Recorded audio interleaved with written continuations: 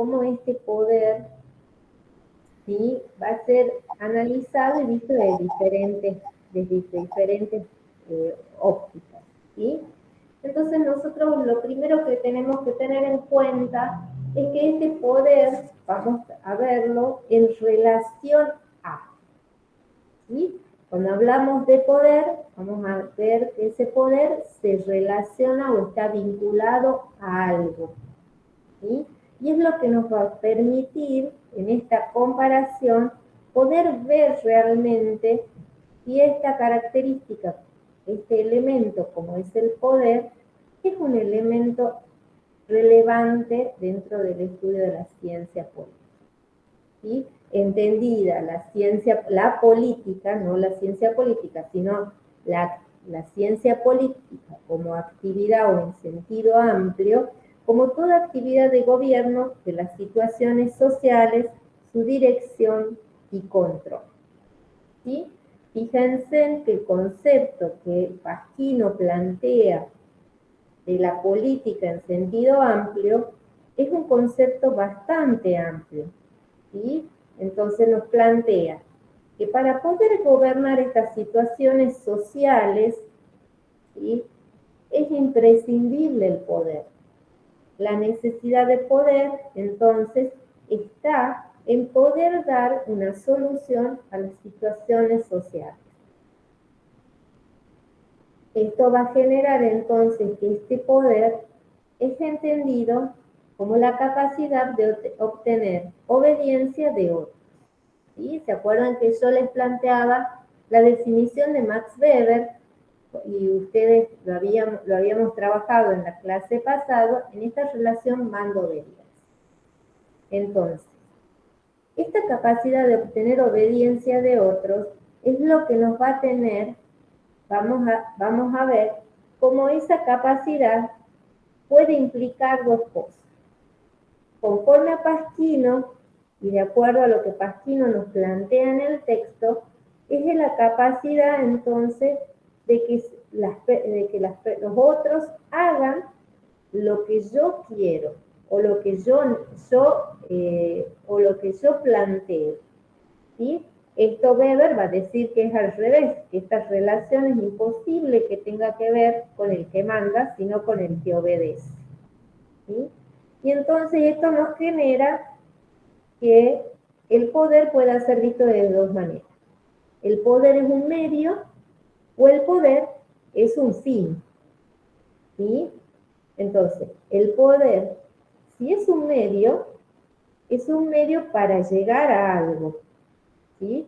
Y este medio, este poder, entendido como un medio, ¿sí?, vamos a ver que tiene diferentes formas de relacionarse y vamos a ver cuáles son las fuentes de poder, o sea, cómo ese poder se involucra en las ciencias sociales y cómo eso dentro de la sociedad hay un poder o una forma de relación de poder que es la que a la ciencia política considera que es importante analizar, ¿sí? Y la otra es el hecho, ¿sí?, de que ese poder puede ser tomado como un fin, ¿sí? Si lo tomamos como un fin, se vuelve, y acá el autor va a decir, bueno, es un fin en sí mismo, es lo que, si lo vemos planteado como lo plantean otros autores. O sea, el fin es directamente conseguir el poder, y se vuelve un fin en sí mismo, porque si yo lo único que quiero es conseguir el poder, ¿sí?, deja de haber esa relación que el poder va a vincular, ¿sí?, a los actores políticos, ¿sí? Esta relación de medio es una relación en la cual ese poder es un medio para conseguir o realizar los demás valores sociales que existen dentro de una sociedad o las necesidades sociales que una sociedad plantea políticamente, ¿sí? Ahora, si lo tomamos como un fin en sí mismo, solamente tiene que ver con una de las partes de la relación y ya no estamos hablando de una relación. porque no hay una devolución o un feedback dentro de esa relación, más que el hecho de asumir o llegar al poder, sin importarnos cómo sería la relación con los otros. ¿Sí? Esto lo que nos va a permitir, ¿sí?, es tener en cuenta que desde ese punto de vista nosotros tenemos que entenderlo o lo vamos a trabajar desde la capacidad de poder obtener obediencia. ¿Sí? O sea, desde la posibilidad de plantear que ese poder genere una relación bilateral. ¿Sí? Hay dos actores que se relacionan a través del poder. Entonces, eso es lo que los autores llaman las fuentes de poder. Y vamos a tener diferentes formas o fuentes de obtener ese poder. Una va a ser por coerción, otra de las fuentes la persuasión, y la última, la retributiva. ¿Sí? Esas van a ser las fuentes de poder o formas de poder también, ¿sí? O sea, lo van a leer de diferentes maneras de acuerdo al autor que ustedes estén leyendo. Pero cuando se habla de poder y de vamos a hablar, vamos a especificar el vocabulario en fuentes de poder, ¿sí? Y entonces la primera relación, o esta primera fuente de poder que yo acabo de plantear, esta fuente coercitiva, si ustedes se acuerdan, es lo que yo mencionaba como la capacidad de obtener obediencia mediante el uso o amenaza de la fuerza, ¿sí?, o privación de la libertad, ¿sí? El uso, o sea, la amenaza o el uso efectivo de la fuerza. Y acuérdense que dentro de la construcción de esta sociedad, al crear la figura del Estado, esa posibilidad de uso o amenaza legítima, vamos a hablar, el texto, para que esto les quede más claro, el texto por ahí es como más genérico, pero ese uso o amenaza del uso de la fuerza es un uso legítimo. Y solamente lo va a tener el Estado, ¿sí? Es quien en realidad habla Max Weber del monopolio del uso de la fuerza. ¿Por qué este monopolio y por qué esto que solamente es el Estado? Es lo que planteábamos un poco en las clases pasadas, el tema de hablar que no podemos sostener, ¿sí?, la justicia por mano propia, porque si no estamos en un estado de indefensión y un estado constante de lo que Hobbes va a plantear como un estado de guerra, ¿sí? Es la supervivencia por la supervivencia misma, ¿sí? No hay reglas, no hay normas, no hay un contenido, algo que contenga a esta sociedad, ¿sí? Entonces, esto es muy importante que entendamos este uso del coercitivo de la fuerza, ¿sí? Es un uso, el monopolio no significa ni más ni menos que solamente es legítimo cuando es usado por el Estado. Pero no el Estado en forma arbitraria tampoco, sino dentro de las reglas establecidas para el uso de ese poder o la amenaza de ese uso de poder. ¿Sí? ¿Cuáles serían? ¿Se les viene algún ejemplo a ustedes sobre esta fuente de poder coercitivo? Todos los días tenemos nosotros, sí, Belén. Por ejemplo, sería en el caso de un delito que el Estado puede tomar medidas. Sería en las normas penales, el Código Penal, perfecto, sí. Edgardo. Doctora, puede ser, por ejemplo, una notificación que le llegue a un ciudadano para presentarse en tribunales. Ajá, sí, está dentro de la norma, ¿sí? El uso de esta amenaza del uso de la fuerza, entendido dentro de las normas que nos dan a nosotros los parámetros en cuales nos entendemos. Pero nosotros no estamos todos los días recibiendo notificaciones o no cometemos delitos, ¿sí? Somos personas de bien, eh, pero sin embargo todos los días cuando ustedes salen a la calle tienen estos indicadores. ¿Se les ocurre algo más?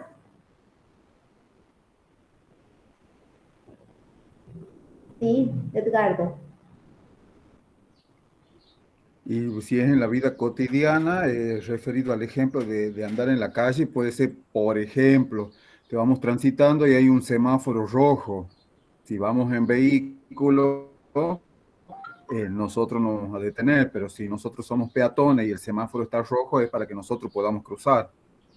Un ejemplo, ¿Por dónde cruzaríamos, Edgardo?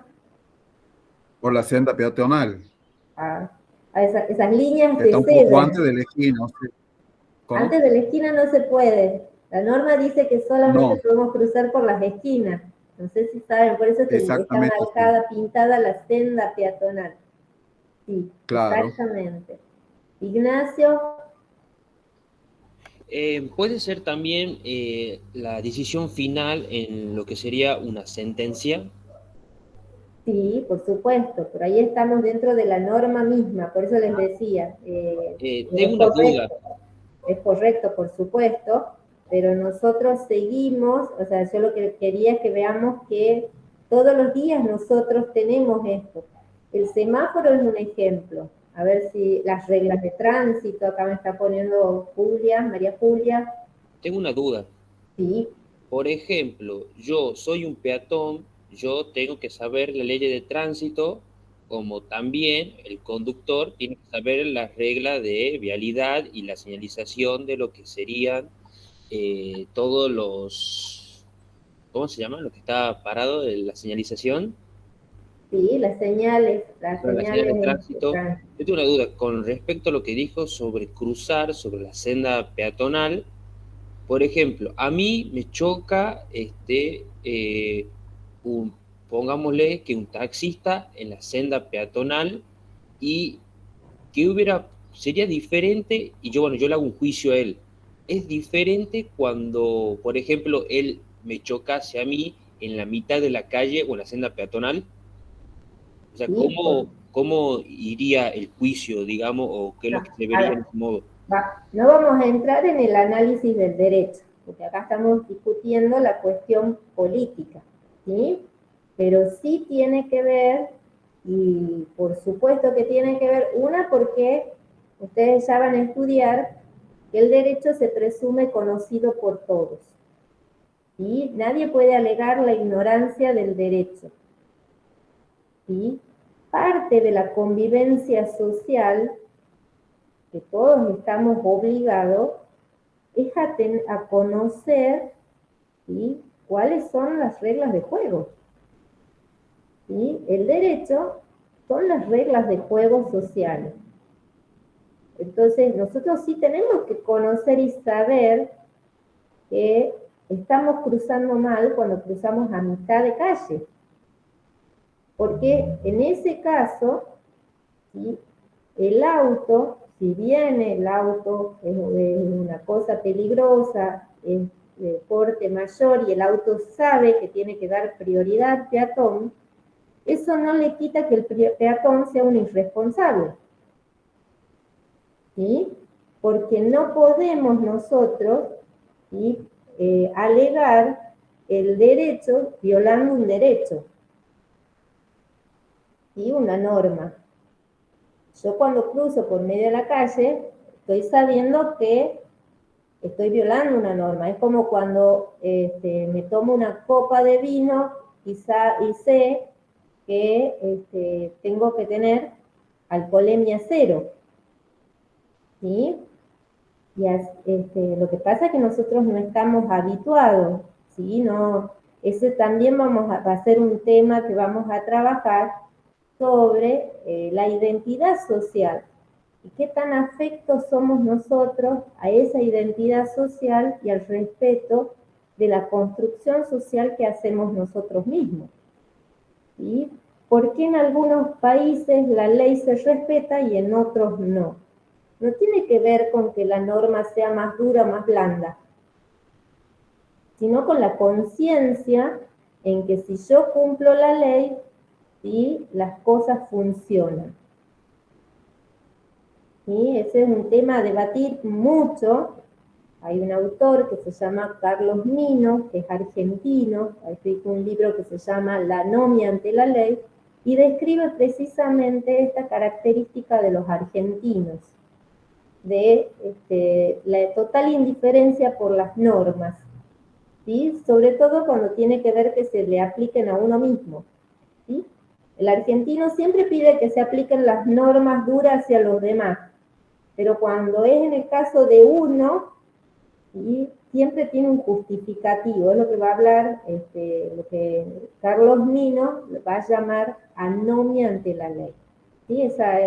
El desinterés o el desapego por el cumplimiento o el respeto, entendido que esa norma es para bien común, ¿sí? O sea, por ejemplo, el hecho de que uno vaya sin casco en la moto.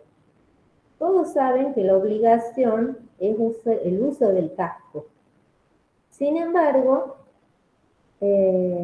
más del 90% de los conductores de moto no lo llevan. Y si no lo llevan cuidando el codo, que digo que debe ser una parte muy esencial por la profesión que hacen, porque lo llevan con el casco en el codo, así que lo cuidan mucho al codo. ¿Sí? Y tiene que ver con una norma que pretende proteger al mismo motociclista. Porque, dado el tipo de rodado, en un accidente, lo primero que puede sufrir una lesión grave, es la cabeza. Sin embargo, no se lo entiende como una protección del Estado, sino como una carga, ¿sí? Todo el mundo se queja, igual que no pueden ir menores de 14 años en una moto, o no pueden viajar más de una persona, generalmente por el tipo de moto. Las cilindradas da la capacidad de esa moto para poder transportar personas, lo cual, si uno sale, eso no se ve reflejado, ¿sí? Ahí veo un montón de manos y cosas que van preguntando mientras yo hablo, así que, ¿qué otras cosas pueden ver ustedes que todos los días ustedes tienen como esto que el Estado pone en funcionamiento, esto del ejercicio del poder? Angie ha levantado la mano, no sé si alguien más antes estaba, pero Angie. Por ejemplo, las normas también de no pegar carteles en los espacios privados, el de tirar basura. Los basurales que hay son bastante prolíferos. Sí, Fernando. Sí, me parece a mí de que podría ser, por ejemplo, en una protesta, que se les diga a los que están protestando que si no dejan de protestar los van a reprimir. Cuando, por ejemplo, ¿cómo sería en ese caso? Que nosotros tenemos manifestaciones y protestas bastante seguido. ¿En qué se lo puede ver? En varias situaciones se podría ver el caso, digamos. Pero, o sea, eso uno lo ve inclusive. Por ejemplo, está la policía, está gendarmería parada, ¿sí? Está la infantería, ¿sí? Está la protesta, ¿sí? Pero uno ve en casa de gobierno la filita de policías parados sin hacer nada. Bueno, esto es la amenaza del uso de la fuerza, en el tanto y en cuanto esa protesta trascienda los límites legales, ¿sí? Entonces, la presencia de un policía es una forma de manifestación de esto. ¿Mm? Puede ser también, profesora, el respeto, digamos, a los policías, porque hay mucha gente que los insulta y no hay, y también tiene que cumplir la norma que ellos también están haciendo su trabajo. Exacto. Bueno, todos estamos bajo la norma, ¿sí? Sí. O sea, si nosotros queremos que se respeten las normas, nosotros también tenemos que respetar. Esto de lo que Nino nos dice, la anomia ante la ley, ¿sí? Ah, no, yo quiero que todos las respeten, pero si yo no las respeto no pasa nada. ¿Ah? Tenemos un justificativo por el cual, ya, obviamente es un libro hermoso, que alguna vez, si tienen tiempo, es un libro muy lindo para quienes estudiamos Derecho, el planteo que hace el autor de esto de por qué el desinterés de los argentinos de respetar las normas. Profe, Sí. tengo una duda. Sí. El derecho a la protesta está legalmente válido por la nación, ¿verdad? Por la Constitución. Por la Constitución Nacional en el artículo 14 bis. Y Es el derecho. también, o sea, voy a poner dos puntos. Bueno, el derecho al reclamo y el otro sería el derecho que tenemos los argentinos de recibir atención médica gratuita, ¿verdad? Ese sería otro derecho, el derecho Bien. a la salud. Pero ambos son derechos, ¿verdad? Sí. ¿Qué pasaría si en un derecho que la gente está protestando y reclamando, por ejemplo, aquí en la diagonal o en alguna avenida principal, justo aparece una Trafi 207 llevando un enfermo que necesita cuidado médico y esta persona adentro de la Trafi fallece? Ahí sería como un choque de derechos. ¿Qué pasaría ahí? Bueno, precisamente, la Constitución Nacional dice, y ustedes habrán escuchado la frase, y si no la van a escuchar de ahora en más en todos los años de su carrera, que todo derecho tiene un límite, y el límite está cuando nace el derecho de otro. ¿Sí? La Constitución Nacional establece que todo derecho no es que uno no puede ejercerlo, sino que tiene limitaciones en cuanto afecta el derecho de otro. ¿Sí? No hay derechos que primen unos sobre otros dentro de nuestra Constitución Nacional, sino que todos tienen que ser garantizados por igual. Entonces, en estos casos, son los casos, por eso les digo que en realidad no se imaginen solo el poder coercitivo como el uso de la fuerza en sí, sino también con esta amenaza del uso. Y amenaza no es que salgo a amenazar, sino el hecho de ya, esto de poner un cartel, por ejemplo, el cartel de prohibido estacionar, es precisamente esto de la amenaza del uso de la fuerza. Y quizás no es que a uno lo van a llevar preso, pero sí al auto, sí, uno llama, viene la grúa, la municipalidad y se lo lleva por estar mal estacionado. ¿Sí? Entonces, esto es lo que genera o lo que pretende ordenar socialmente. ¿Sí? ¿Se acuerdan que en la unidad anterior el tema de orden y conflicto como dicotomía es una cuestión que es constante, ¿sí? Y eso es muy importante que uno lo tenga en cuenta y no se olvide, ¿sí? Precisamente esto, de poder hablar de derechos en igual que sí son los derechos de todos. No puedo poner uno sobre la base de otro, ¿sí? La Corte ya ha dicho que la limitación de derechos no implica privación de derechos. ¿Mm? Gracias, profe. No. Ahora sí. Ahora sí. Laura, tengo levantada la mano. Hola. Sí, Laura. Sí.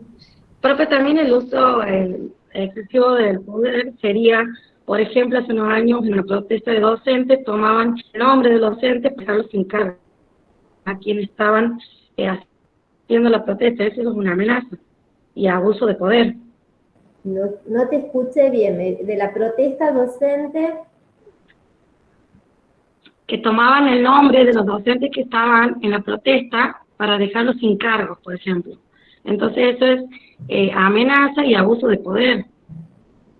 Lo que pasa es que es más complejo que eso, por eso les digo, acá tendríamos que empezar a analizar más el derecho y esto que yo les decía, la limitación, porque el paro docente, y ustedes van a ver que la Facultad de Derecho se caracteriza por no adherirse a los paros docentes.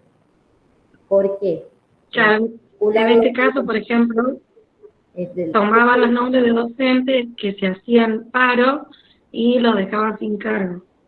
En realidad eso depende porque los procesos de huelga tienen lo que se llaman las conciliaciones obligatorias. Ustedes ahora lo han escuchado con el tema de los paros de colectivo acá en Tucumán, los llamados a conciliación obligatoria, inclusive el último paro docente, donde se han adherido todos los gremios acá en Tucumán, que ha habido también un llamado de conciliación obligatoria, donde se decía que el docente que no acate la conciliación obligatoria se le iba a descontar o puede quedar cesante, ¿sí?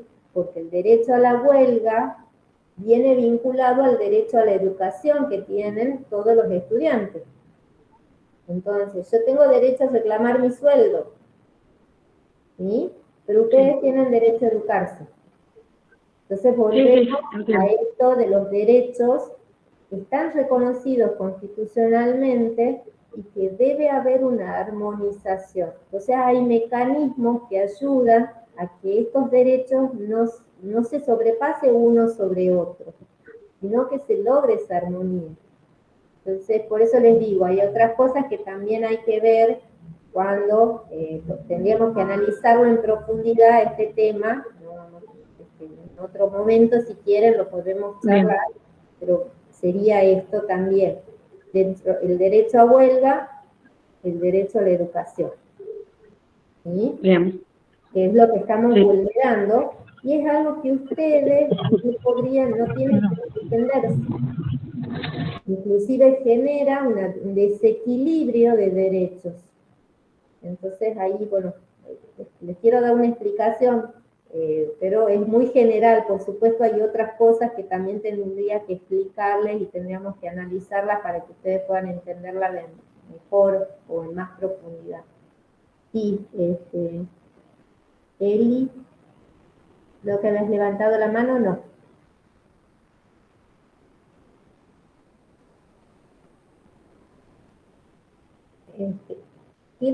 Les queda por ejemplo, el profe, en la última paro que han hecho las docentes, que ellos tienen derecho a la huelga y todo eso, había una conciliación obligatoria, pero en este momento, en vez de hacerle que la corran, digamos, lo que había dado la orden del ministro es que se les descontara el día de huelga.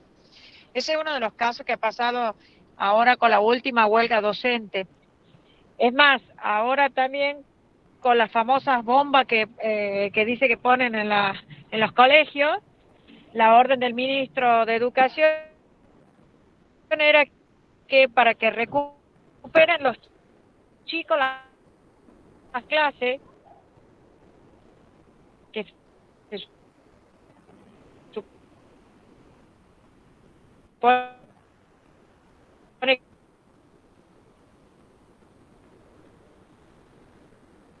He perdido la voz de Eli. Poca señal, entonces no se escucha bien. Perfecto, pensaba que era yo. Pero sí, fíjense cómo esto, dentro del ejercicio del poder, miren cómo es un elemento muy necesario e interesante analizar desde el punto de vista de la construcción política. O sea, ese poder de coerción o amenaza del uso de la fuerza tiene también sus limitaciones y sus reglamentaciones. No es que pensar en el otorgamiento de ese poder, por eso también cuando yo les decía, bueno, ¿qué es el poder? Es la capacidad de obtener obediencia de los demás. ¿Sí? Ahora, ¿quién tiene el poder dentro de esa relación? ¿Sí? Y va a depender de responder esta pregunta y a cómo esto sea reflejado políticamente. ¿Por qué? Porque si nosotros decimos que el poder lo tiene el gobernante, tenemos que pensar en una forma monárquica o una dictadura. Quiere decir que ese poder no puede ser discutido bajo ningún punto de vista. Y la sociedad queda a merced de un buen gobernante o un mal gobernante.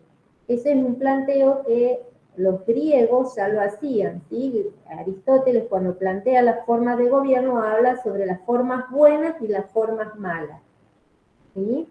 Que tienen que ver, ¿sí?, con esta actitud que tienen el gobernante hacia los gobernados, pero entendiendo que el poder, una vez que está dado, no vuelve a la sociedad, ¿sí?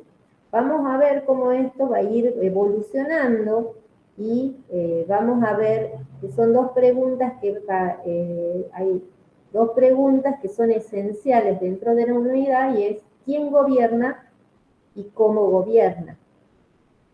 ¿Sí? Esto nos va a ir dando a nosotros las pautas de la forma de ejercicio de ese poder, ¿sí? Entonces tenemos un poder, quien es titular del poder y quien lo ejerce efectivamente, ¿sí? Eso también es importante que los tengamos en presente. Son preguntas que a nosotros nos ayudan a analizar todas estas cuestiones, ¿sí? Y también el hecho de entender que este ejercicio del poder no implica vulnerar derechos y que todo ejercicio de poder tiene limitaciones que no sirven a la convivencia social. El derecho marca esas pautas para la convivencia social.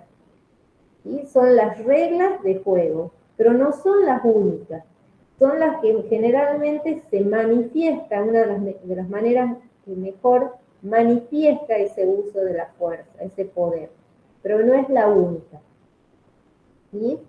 Entonces, esto nos va a dar a nosotros las pautas en las cuales nosotros vayamos analizando sobre estas relaciones sociales que vivimos diariamente, ¿sí? Inclusive hay otras dos fuentes del poder que son la persuasión y la retribución. Y en este caso Max Weber va a decir, estas también son parte, ¿sí?, de las relaciones sociales, pero estas dos fuentes de poder no son las que a la ciencia política le toca analizar, ¿sí?, con profundidad. Sí, también vamos a reconocer, y todos los autores reconocen, que estas fuentes del poder muchas veces no están solas, ¿sí?, no están puras. Si nosotros analizamos las formas puras para que sea más fácil que ustedes puedan identificarlas, pero dentro de una realidad social esto no se da de forma pura.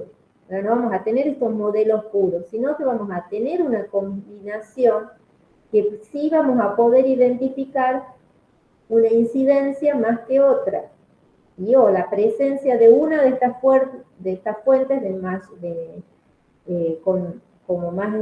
mayor incidencia que otra, ¿sí?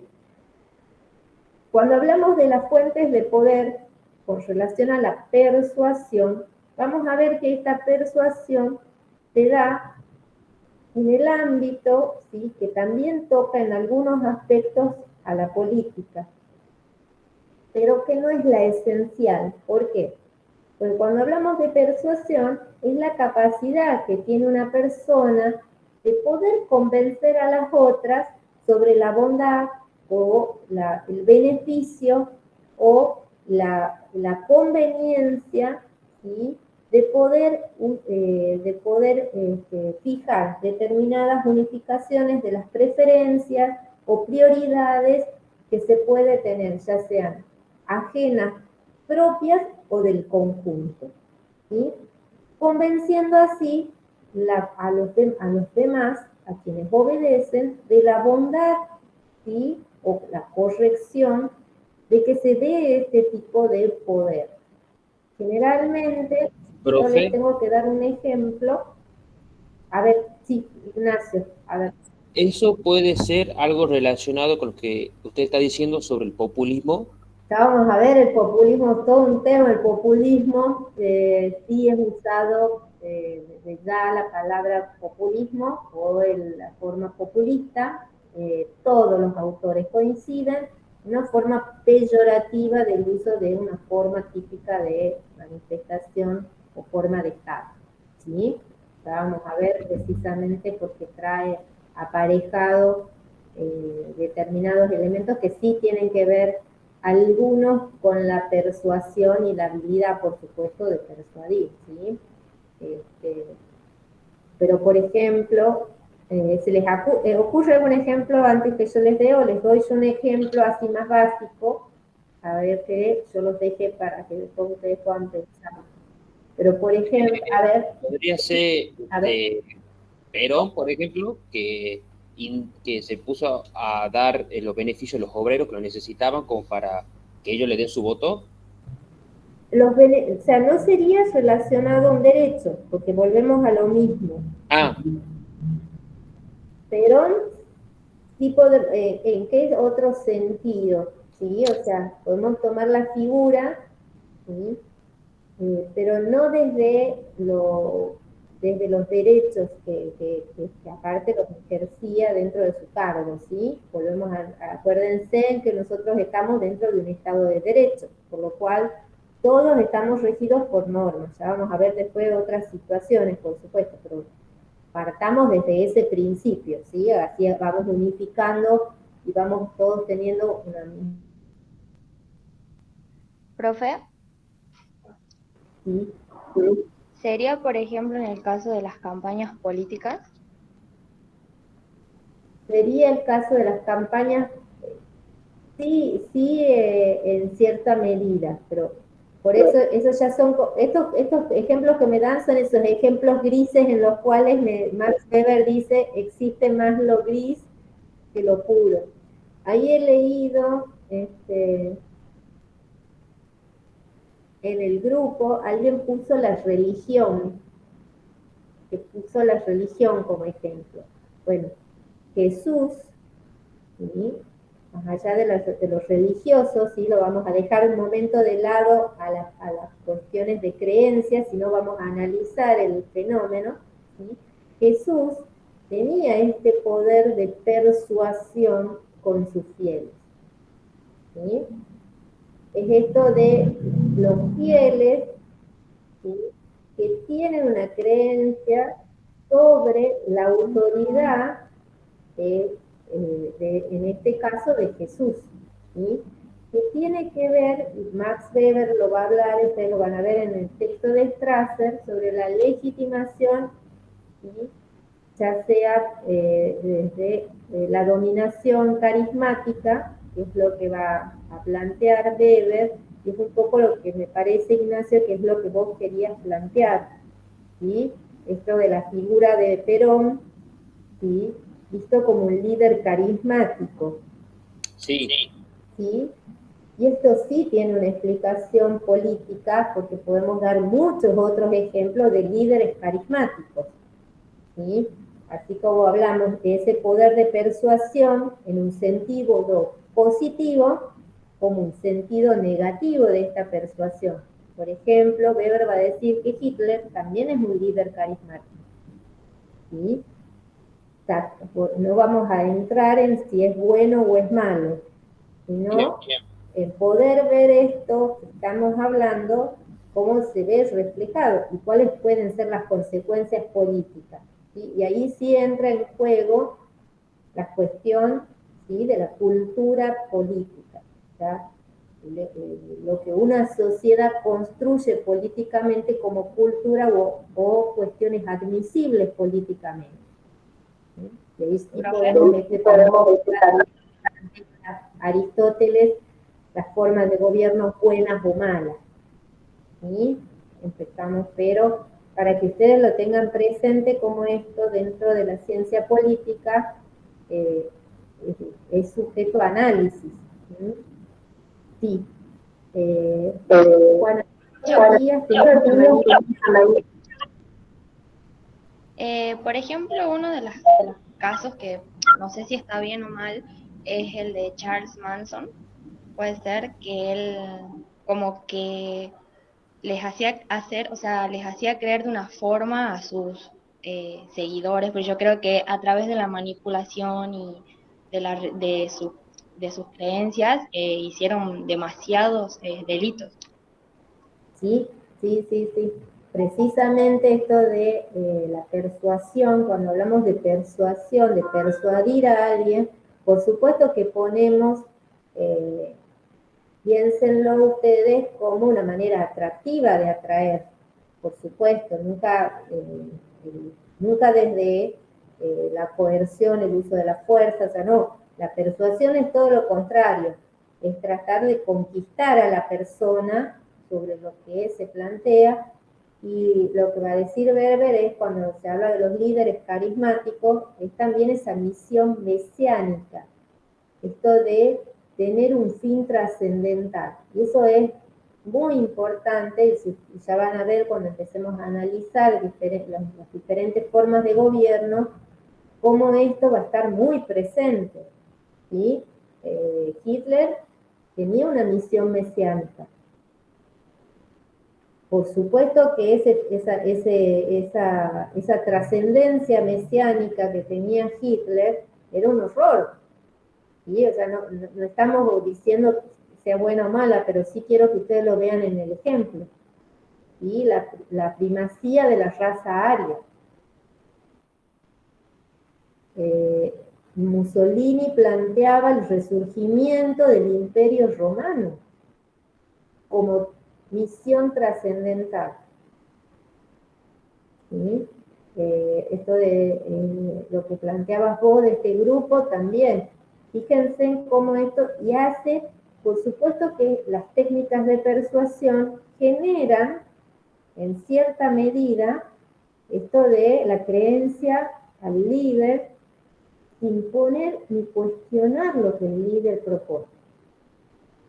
Y esto también es muy importante, porque hace a la esencia de la posibilidad de obtener esa obediencia. En la medida que yo cuestiono, esa obediencia que yo pretendo dentro de esta forma de poder, no la voy a tener. ¿Sí? Sí, Carlos. Eso podría ser también, digamos, como relacionado a lo que también decía Aristóteles con la ciudadanía, sí, o sea, que cambia, digamos, medida eso el espacio, el tiempo. Me refiero, digamos, por los musulmanes, como ellos también tienen diferente el poder, digamos, como nosotros, a las normas, todo, digamos. La ciudadanía, vamos a ver, ahora que vamos a trabajar como elemento de construcción de la soberanía y del poder de un Estado, ya no del poder ejercido, ¿sí? Sino del poder, para entendernos como Estado soberano. Ya van a ver que para poder entender si nosotros somos un Estado soberano, es fundamental el poder. Si ese Estado no tiene poder, no es un Estado soberano, sino que depende de otros. ¿Sí? Y ese análisis también es importante que lo tengamos en cuenta. Este es un tema muy interesante, es una unidad muy linda y no tiene desperdicio, digo yo, son como las unidades más densas, las primeras dos, pero van a ver que estas dos unidades nos van a servir para que veamos y podamos trabajar en todas las otras unidades. Es la parte práctica, o sea, es la parte teórica de todas las unidades que vienen, que son todas prácticas. Que sí. Alguien había dicho que los partidos políticos... Juan Antonio está levantando la mano. Juan.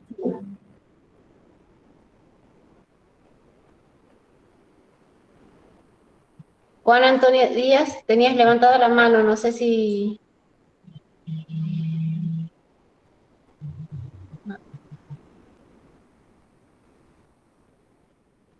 Me parece que es justo.